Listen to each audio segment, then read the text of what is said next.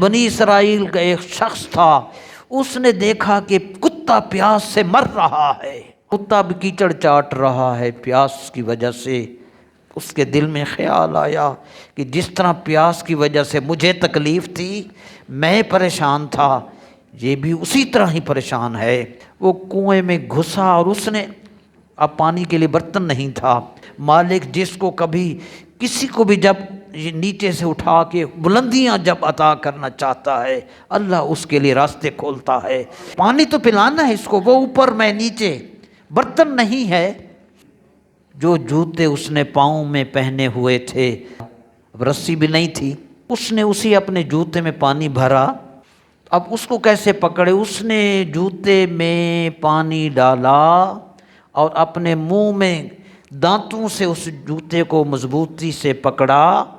بڑی مشکلات سے وہ اوپر چڑھتا ہوا اور اپنے منہ میں جوتا اور پانی لیے ہوئے آیا، کتے کے آگے رکھا، کتے نے وہ پانی پیا، سکھ کا سانس لیا، قدرت نے بخشش کا فیصلہ فرما دیا۔